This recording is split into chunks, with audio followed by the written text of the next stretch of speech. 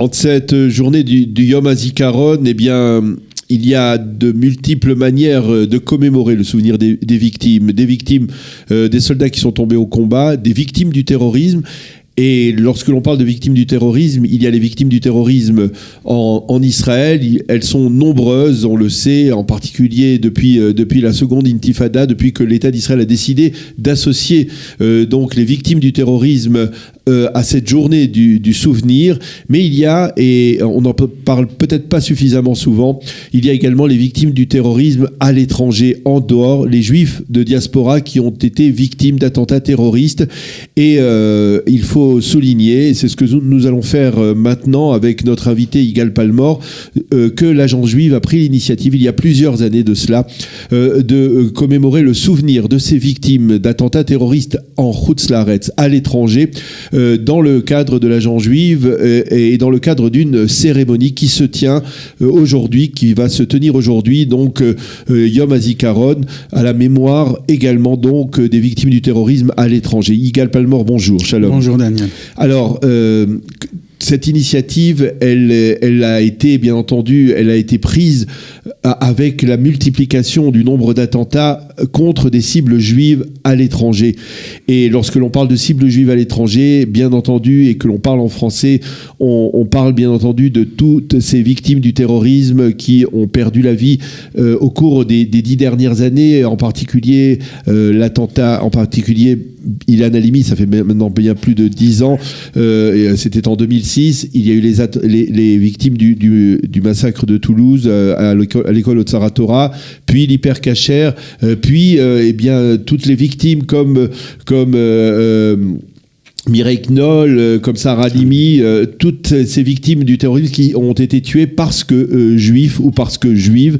Et bien entendu, cette année, on ne peut pas s'empêcher d'avoir les yeux rivés vers les États-Unis avec le terrible massacre de Pittsburgh il y a 6 mois. Et puis, il y a quelques jours à peine, l'attentat contre le Bet Rabbah de Poway près de San Diego en Californie.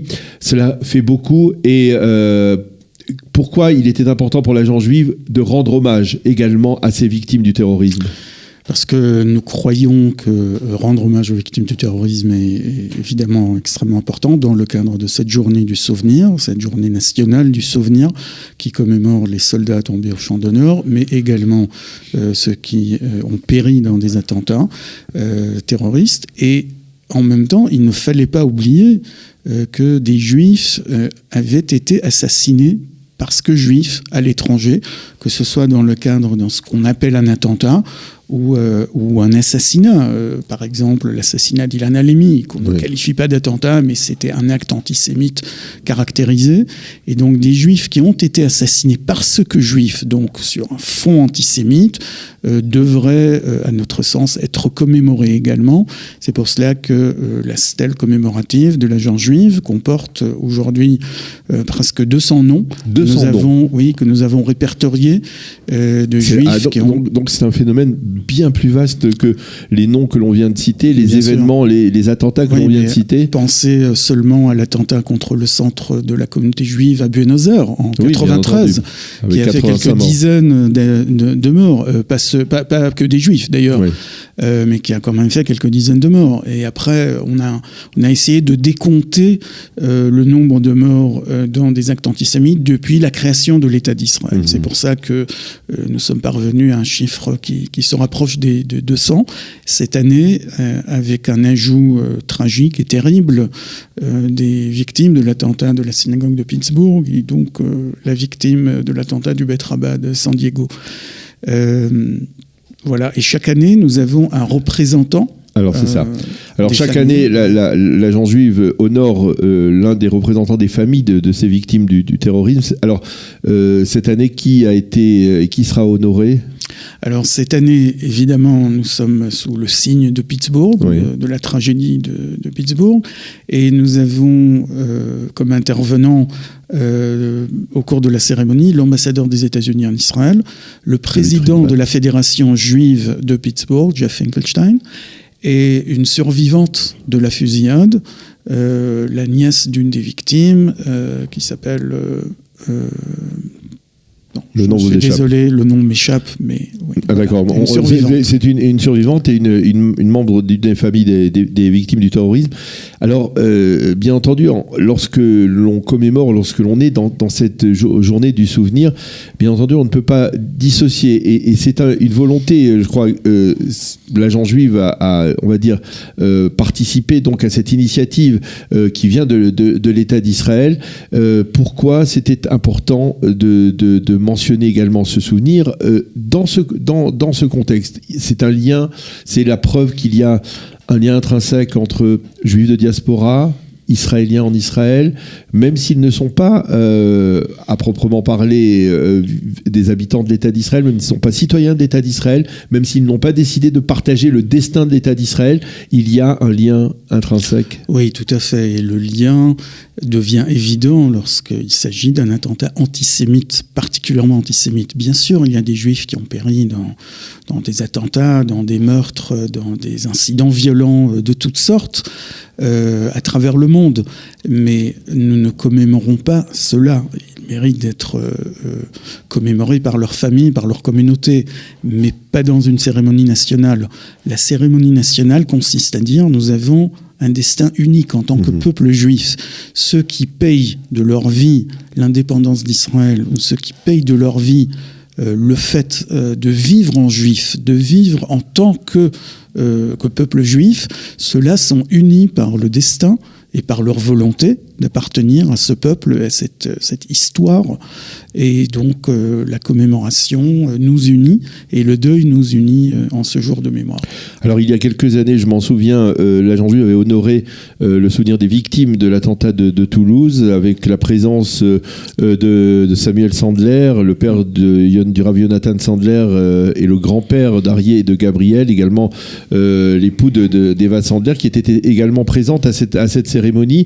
La France, ces dernières années, a perdu, la communauté juive de France a perdu, donc comme je le disais, plus d'une dizaine de membres qui ont été assassinés parce que juives, et aujourd'hui ce sont les États-Unis. Comment, à l'Agence juive, eh bien, on réagit face à cette recrudescence des actes antisémites, cette recrudescence, et on a vu récemment avec une enquête qui prouve que cette recrudescence est de plus en plus marquante et que la violence est de plus en plus forte et que l'on tue aujourd'hui presque ouvertement des juifs parce qu'ils sont juifs. Comment l'Agence juive fait face à ce phénomène, à cette résurgence de l'antisémitisme à travers le monde, dans les communautés, y compris dans les grandes communautés d'Europe occidentale? Et des États-Unis. Et des États-Unis, pardon, oui, des pays occidentaux. Voilà. Oui, que dans les pays occidentaux où les Juifs jouissent d'une liberté inouïe, que ce genre de violence pourrait se produire, n'est-ce pas? Si on vous avait dit il y a 30 ans, oui, d'ici 30 ans, il y aurait des pogroms en Russie, en Ukraine, en Biélorussie, vous aurez dit oui, bien sûr, peut-être même la Pologne, pourquoi pas, même au Maroc, peut-être, oui, enfin, en Iran. Mais il se trouve que c'est tout le contraire qui se passe. Et donc, il faut quand même qu'on essaye de comprendre ce qui nous arrive. C'est quand même ahurissant, n'est-ce pas, que des Juifs peuvent se promener librement avec un Magen David ostentatoire ou une kippa dans les rues de Moscou ou de Kiev, voire de Rabat, sans être inquiétés, alors qu'ils sont proprement assassinés aux États-Unis, en Argentine, en France, c'est en Belgique. C'est incompréhensible. Donc il faut un peu revoir notre compréhension de la situation. Il ne faut pas perdre de vue qu'effectivement, il est beaucoup mieux pour un juif de vivre en communauté, de vivre en juif dans un pays démocratique, donc des pays occidentaux. Cela ne fait aucun doute. Mais la liberté... il y a quelque chose qui s'est libéré, puisque vous parliez de liberté. Il y a quelque chose qui s'est libéré. La liberté doit avoir des limites. Et quand la liberté perd complètement ses freins et elle perd ses repères et ses frontières, quand tout est permis, le discours se libère, eh bien, à la suite de cela vient une libération de l'action. Voilà pour une certaine forme de terrorisme. Après, bon, il y a le terrorisme islamique. Et là, il faut comprendre que nous faisons face à une vague de violence politique qui vise des juifs en tant que juifs, qui vise également d'autres cibles pour des raisons religieuses ou politiques, mais qui n'ont rien à voir avec les juifs. Et là, c'est un autre phénomène et un autre problème qui n'a rien à voir avec les libertés. Donc, on fait face à un certain nombre de phénomènes. Et par rapport au phénomène proprement occidental, il y a l'antisémitisme de droite et l'antisémitisme de gauche, qu'il faut séparer. Évidemment, ils se rejoignent finalement, mais ils proviennent parfois de racines différentes, ils s'expriment de manière différente et ils se rejoignent lorsque un attentat est commis. Est-ce qu'il y a aujourd'hui, à la direction de l'agence juive, une prise de conscience de la nécessité de répondre à une forme d'anxiété, de psychose qui est peut-être en train de s'installer? Oui. On parle des États-Unis. On a vu les victimes ou les rescapés de l'attentat de San Diego.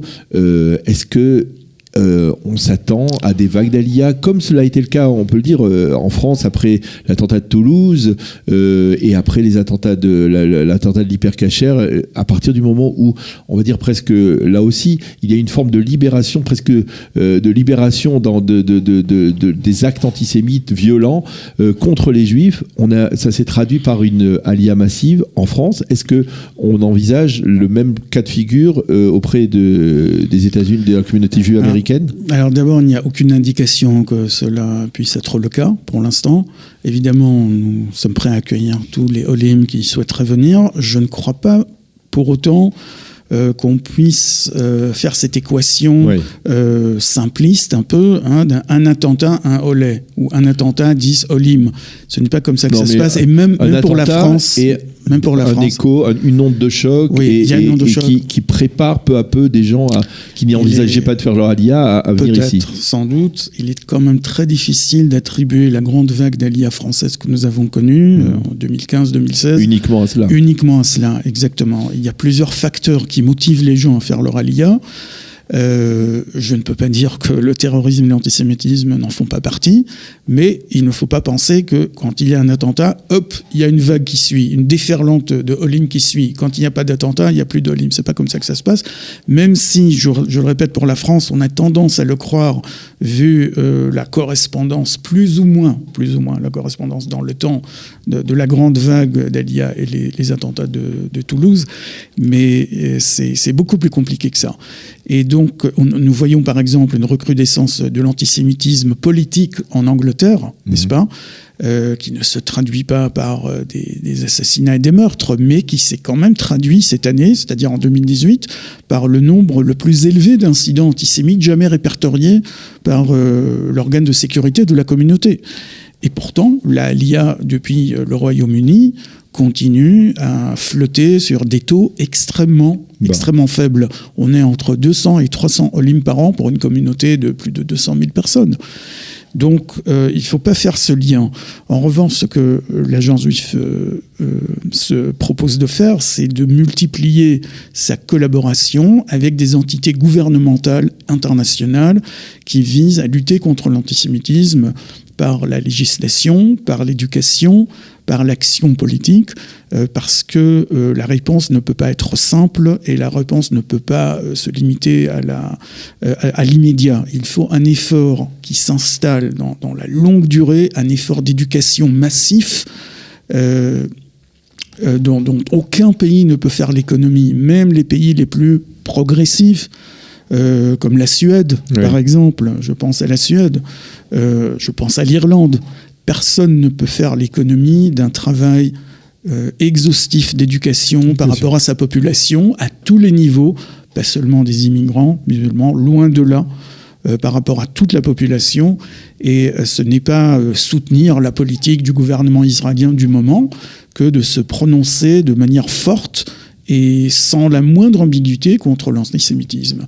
Et c'est cela que nous demandons aujourd'hui. Nous avons joint nos efforts à ceux de l'Union européenne, par exemple, lorsque elle recommande à tous les pays membres d'adopter la définition de l'antisémitisme rédigée par la IRA, donc l'Alliance internationale pour la mémoire de l'Holocauste.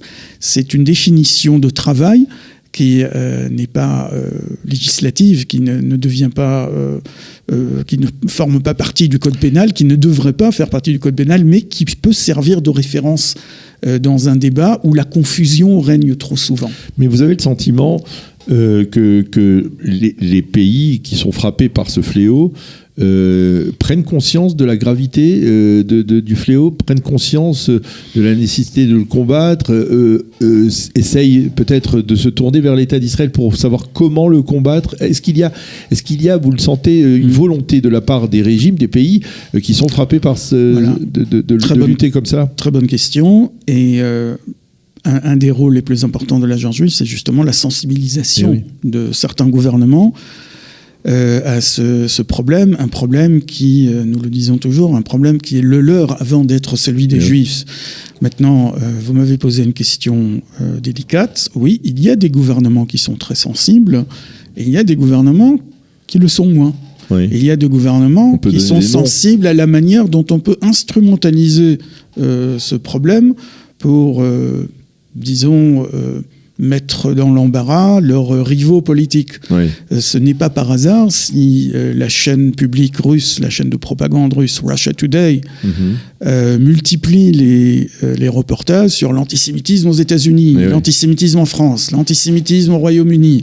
Bon, vous avez compris que ce n'est pas innocent. Je ne vais pas dire qu'ils ne sont pas sensibles au problème, mais ils sont, disons, sensibles à un côté du problème. Je peux dire qu'en France, le gouvernement est extrêmement sensible à cette question, comme l'est d'ailleurs le gouvernement britannique, comme l'est les gouvernements dans un certain nombre d'autres pays, le gouvernement américain, bien entendu. Mais nous remarquons que cette sensibilité et le travail législatif et policier même, qui en résulte, ne donnent pas souvent des résultats escomptés. Donc il faut que cette sensibilité soit d'abord accompagnée par un effort massif dans le domaine d'éducation publique. Il ne suffit pas de faire des déclarations ou de dire à la télé que c'est mal, c'est très mauvais de haïr les juifs ou les autres. Il faut quand même expliquer aux gens depuis leur plus jeune âge quel est le danger d'être antisémite et raciste. Et ça, c'est un travail qu'on n'a pas fini de faire. Et là, vous avez le sentiment que dans ces pays, on comprend le lien qui existe et qui est clair pour beaucoup d'entre nous entre antisémitisme et antisionisme aujourd'hui.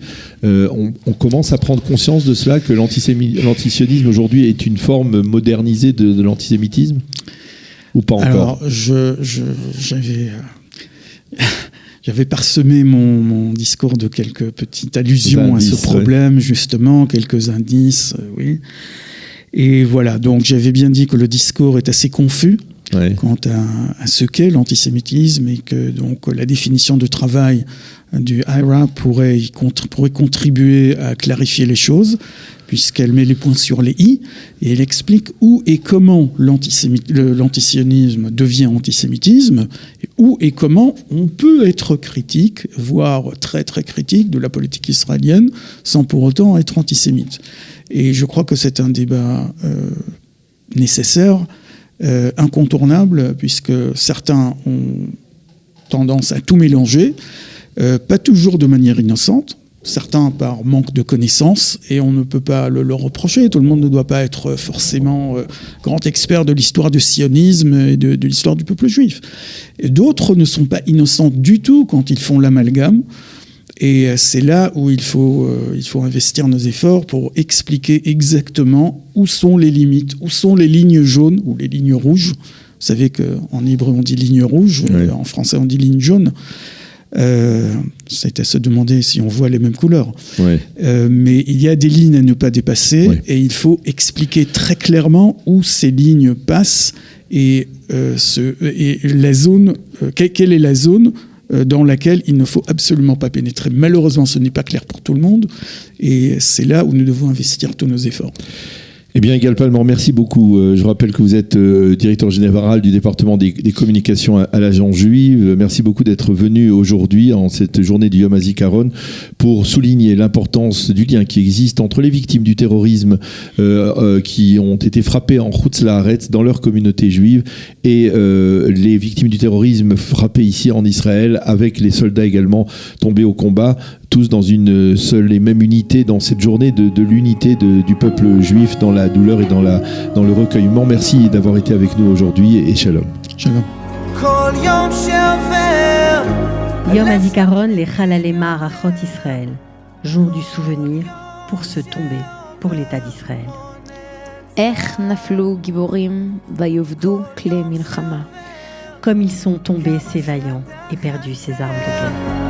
כל יום שעובר כמו נצח, כל יום שעובר ועדיין אתה חסר, כל יום שעובר כמו נצח.